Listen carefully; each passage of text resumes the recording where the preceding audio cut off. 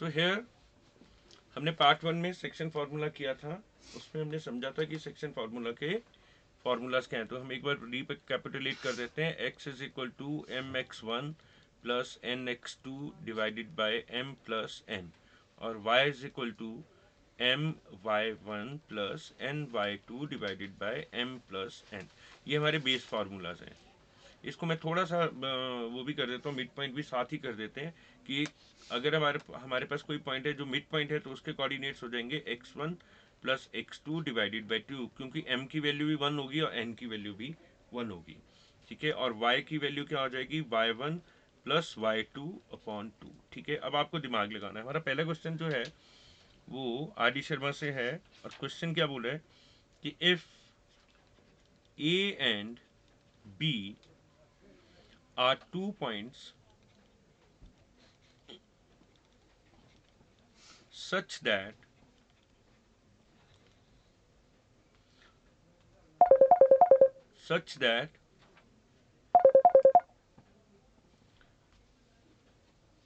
the coordinates are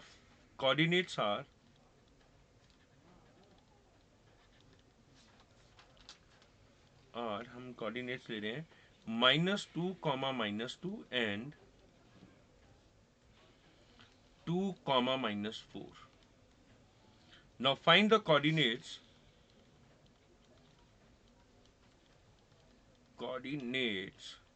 of where is that question, P, such that AP is equal to 3/7 AB। ये same question हमने कल भी discuss किया था पिछले पार्ट में, अब दोबारा कर रहे हैं कि इस क्वेश्चन को सॉल्व करने के लिए सबसे पहले आपको क्या करना पड़ेगा बच्चों, पहले तो इसका डायग्राम बनाओ। बिना डायग्राम से ये क्वेश्चन को टच नहीं करना चाहिए, क्योंकि जब आप डायग्राम बनाओगे तो आपके पास पिक्चर क्लियर हो जाएगी। Now this is A, this is B, the coordinates of A is -2, -2 and the coordinates of B is 2, -4। अब यहाँ कहीं P है बेचारा। अब आपके पास जो गिवन है ना, पहले उसको लिख लो सॉल्यूशन में। AP is equal to 3/7 AB। ठीक है, अब हम इसको ऐसे लिख सकते हैं क्या, AB अपॉन AP, मतलब मैं इसको यहाँ ले जाऊंगा, सो इट विल बी 7/3। ये बात समझ आ गई, AB अपॉन AP। लेकिन ये रेशो नहीं है, मेरी रेशो कैसे आती है, m/n, मतलब ये वाला पार्ट m और ये वाला पार्ट n। ये हमने कल अच्छे से पिछले पार्ट में समझा था कि इसका मतलब क्या होता है। अगर नहीं याद है तो मैं फिर बता देता हूँ कि मान लो ये पॉइंट है, हमने याद है वो इनको 3 पार्ट्स में डिवाइड किया था, तो ये एक एक पार्ट हुए, तो ये रेशियो कितनी होगी 1:2, और ये वाला कितना हो गया 2:1, इस वाले पॉइंट की और इस वाले पॉइंट की, क्योंकि इसके तरफ 2 हिस्से हैं और यहाँ एक हिस्सा है। ठीक है, तो अब मेरे पास क्या है, यहाँ AB/AP, लेकिन मेरी रिक्वायरमेंट क्या है, मैं फॉर्मूला तब अप्लाई कर पाऊंगा if I have AP/PB, if I have AP/PB। तो मैं क्या करता हूं, मैं एक काम करता हूं यार, मुझे क्या चाहिए AP, और AP क्या है, वो AB का हिस्सा है, और AB बड़ा चीज है तो उसको हम तोड़ सकते हैं, तो हम क्या लिख देंगे, AB को AP plus PB upon AP is equal to 7/3। समझ गए। अब मिल गया मुझे AP, तो मैं इसको और आगे कर दूंगा, स्प्लिटिंग द फ्रैक्शन, इसको अलग कर दो, AP/AP plus PB/AP, that is equal to 7/3। ठीक है जी। अब ये AP गेट कैंसल, तो यहां से हमारी वैल्यू क्या आ जाएगी, 1 plus PB/AP, that is equal to 7/3। आ गया जी। अब मुझे तो इससे मतलब है ना, ये फालतू टर्म है, ये यहां चली जाएगी। अब आपका क्वेश्चन क्या बन जाएगा, यहां से देखो आगे, it will become PB/AP is equal to 7/3 -1, where there is fraction there is LCM, तो ये क्या बन जाएगा भैया, 7 - 3/3 दैट इज इक्वल टू 4/3। अब दिक्कत क्या है, यहां भी अभी दिक्कत है, मुझे क्या चाहिए, AP/PB, तभी मैं वो रेशियो लगा पाऊंगा AP/PB की। लेकिन मेरे पास क्या है, PB/AP उल्टा है, तो उल्टे को सीधा करने का तरीका क्या है, रेसिप्रोकल। ये है ना PB/AP, ये हमने निकाल लिया 4/3।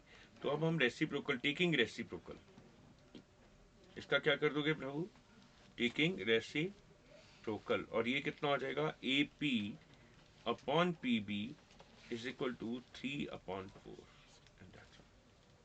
अब हम इसको उस लाइन पर लिख सकते हैं। मैं दोबारा से डायग्राम बना के दिखाता हूँ।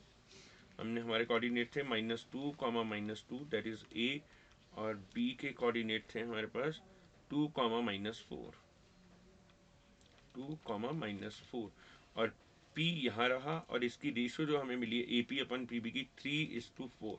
तो कल भी ये बताया था कि ये यूं करना होगा, यहाँ आ गया, और इसको हम लिख देंगे 4, इसको लिख देंगे 3। So what is x, 4 into -2 plus 3 into 2 whole upon 4 plus 3 -8 plus 6/7। So that is equal to how much, -2/7। अब आपको y की वैल्यू निकालनी है। अगेन वही procedure, 4 into -2 plus 3 into -4, put it in bracket, upon 7। सो ये कितना हो जाएगा बेटे, -8 एंड -12/7। ठीक है, so that comes to be -20/7। ठीक है, यहाँ तक। अब हम जाएंगे नेक्स्ट क्वेश्चन की तरफ। नाउ अब हम एक और क्वेश्चन ले रहे हैं which is from RD. Sharma. मैं पहले क्वेश्चन लिख रहा हूँ ताकि इस क्वेश्चन को समझ लेते हैं हम क्या है। Find the ratio in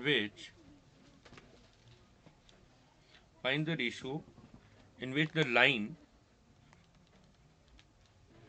2x plus 3y is equal to 5 divides the line segment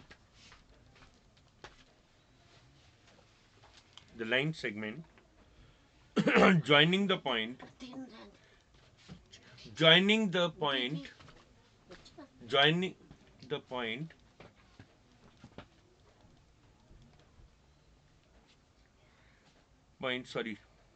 the points 8, -9 and 2, 1.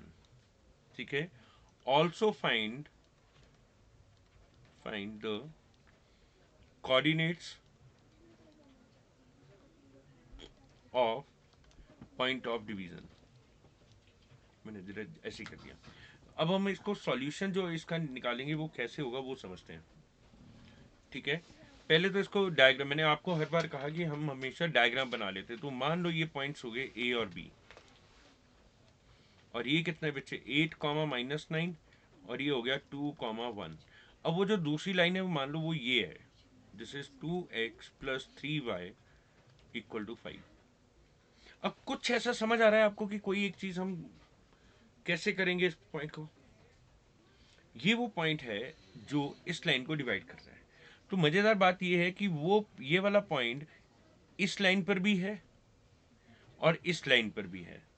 तो जब हमने लीनियर इक्वेशन इन 2 वेरिएबल्स किए थे क्लास 9 में, तो उसमें एक टॉपिक था सॉल्यूशन ऑफ अ लाइन। वो ये कहता था कि वो सारे पॉइंट्स जो गिवन इक्वेशन को सेटिस्फाई करेंगे वही इक्वेशन फॉर्म करते हैं, मतलब वो उस पॉइंट पर, उस लाइन पर लाई करेंगे। ठीक है, इसका मतलब कि ये जो पॉइंट होगा वो इस पर भी लाई करेगा। अब हमारे पास रेशो फाइंड आउट करनी है इस पॉइंट की, लेकिन रेशो है ही नहीं। तो मैंने क्या सीखा था सबसे पहले कि जब रेशो नहीं होती है, when I don't have the ratio, तो हम उसको 1:k मान लेंगे या 1:m मान लेंगे या लैम्डा मान लेंगे, दैट इज आपकी मर्जी है। तो हम क्या बोलेंगे, let point P divides the line AB in ratio 1:m। मान लो 1:m ले लेते हैं। ठीक है, तो यहाँ हमारे पास 1 आ जाएगा और ये आ जाएगा m। तो ये उड़ता उड़ता m इसके ऊपर आ गया और ये उड़ता उड़ता 1 यहाँ आ गया। तो अब कोऑर्डिनेट्स ऑफ ऑफ पी निकाल लेते हैं भैया, ठीक है, कोऑर्डिनेट्स ऑफ पी निकालेंगे। तो पहला पॉइंट क्या होगा, एक्स या x1 ले लेते हैं क्योंकि उधर इक्वेशन में x लिखा हुआ है पहले ही, तो आप x1 ले लो। तो वो कितना होगा, देखो यहाँ m यहाँ है तो m into 8m plus 1 into 2, ये 1 है ना यहाँ, तो 1 into 2, 2 whole upon sum of the ratio m plus 1। ऐसे ही हमने y1 निकालना है, तो y1 is equal to how much, अब m into minus 9, so it is minus 9m plus 1 into 1, 1 whole upon m plus 1। ये दो कोऑर्डिनेट्स आ गए x1 y1। Now as point P lies on line 2x plus 3y is equal to 5, so it must satisfy the equation, it must satisfy the equation, वो उस equation को satisfy करना चाहिए। Got it. तो हम क्या करेंगे, इसका मतलब है कि x की जो वैल्यू है x1 और y1 की, वो यहाँ भर देते हैं। तो it means 2 into what is x1, 8m plus 2 whole upon m plus 1 plus 3 into what is y, minus 9m plus 1 whole upon m plus 1, that is equal to 5। ठीक है जी। अब इक्वेशन सॉल्व कर देते हैं, ये तो कोई 2 ऊपर कर देते हैं, इसको इजीली कर सकते हो आप। 16m प्लस 4 प्लस, अच्छा इसको यहीं लिख लेते हैं m प्लस 1, और इसको अलग ले लेते हैं, minus 27m plus 3 upon m plus 1 is equal to 5। ठीक है, अब हम क्या करेंगे, इसको इसी सेम इक्वेशन को अब हम क्योंकि इनका जो डिनोमिनेटर है भैया वो है सेम, तो न्यूमिनेटर सीधे ऐड हो जाएंगे, कोई एलसीएम लेने की ज़रूरत नहीं है यहाँ, वही उनका एलसीएम है। तो it will be 16m plus 4 minus 27m plus 3 whole upon m plus 1 and that is equal to 5। तो 16m minus the signs are opposite, the terms will be subtracted, so it will be minus 11m and 4 plus 3 that is 7, and it can be written as 5 into m plus 1। मैं एक step खाकर सीधा बता रहा हूँ आपको। तो it will be minus 11m plus 7 is equal to 5m plus 5। got it। अब हम इसको इधर ले जाते हैं, so minus 11m minus 5m is equal to 5 minus 7, so it comes out to be minus 16m is equal to minus 2, minus and minus get cancelled, so it is 16m is equal to 2। got it। so what is m, m is equal to 2 upon 16, ये cut जाएगा, तो that is 1 upon 8। ठीक है, now what was our ratio, हमने ratio क्या ली थी, 1:m, so that can be written as 1:1 upon 8, 8:1, यहाँ हमारी रेशियो निकल गई। तो जब भी आपको इक्वेशन ऑफ लाइन दी हो और उनके साथ आपको वैल्यूज निकालनी है, कुछ निकालनी है, तो एक पार्ट ऑफ क्वेश्चन से आप पहले x और x1 और y1 निकाल लो, मतलब कोऑर्डिनेट्स निकाल लो, और दूसरे में उसको सब्स्टिट्यूट कर दो, उससे वो आपका क्वेश्चन इजीली निकल जाएगा। तो आज के लिए ये 2 क्वेश्चन ही बहुत हैं। इन्हीं क्वेश्चन की अगर आप प्रैक्टिस करोगे 3-3 क्वेश्चन की, तो आई थिंक आपका बहुत हद तक ये कॉन्सेप्ट क्लियर हो जाए।